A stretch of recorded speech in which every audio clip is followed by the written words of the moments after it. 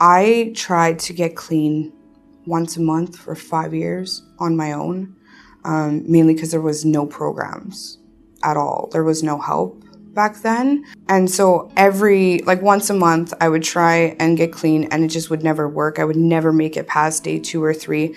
And so I could say I relapsed probably thousands and thousands of times. In the end, I never ended up getting sobriety. I transferred from one addiction to the next. So I went from being an opioid user to a meth and GHB user. And that was how I got off of it, because it was told to me that it worked.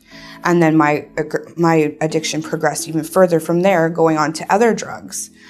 It wasn't until I actually ended up in jail that I had enough time without any drugs around me, and I realized that, maybe I could actually make it longer than 20 minutes. Maybe this is actually possible. There was no drug dealer or somebody there offering me drugs, right? So I would say that relapse is a huge part of recovery. After I got released from jail, I went to a 1-year treatment program, and that was initially what got me clean.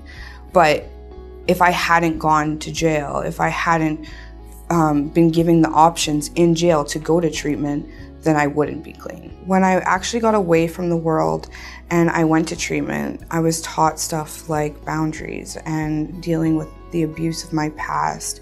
And I was introduced to community anonymous meetings where I found community there. I also found my old church community who took me in and loved me. And so I just constantly built up these little communities everywhere, because I knew that once I left treatment, I wasn't gonna have any support, any backup like that, right? So I think it's extremely important for people to completely surround themselves with as many healthy people as possible. Also, I believe that cognitive therapy really, really helped me, because in treatment, they taught us that we have lived our whole lives thinking out of survival mode and feeling a specific way and doing things all out of feelings. And so we had to relearn how to think of the future, how to have goals, how to have to know that there's consequences in our lives, and how to stop negative thinking and to slowly bring it into a positive aspect of life. So cognitive therapy has really helped me when I go into relapse mode.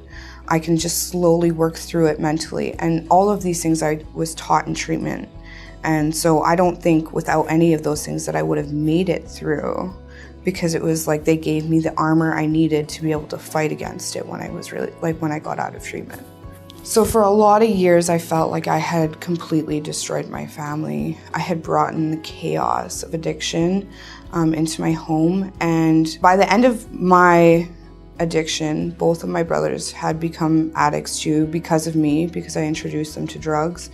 And so my parents had to deal with 3 actively using kids at the same time, all in their youth. But my parents were really amazing. They stuck it out with us. We always knew that we were loved by them. And when we did end up getting sobriety, they were there for us, throughout the whole journey.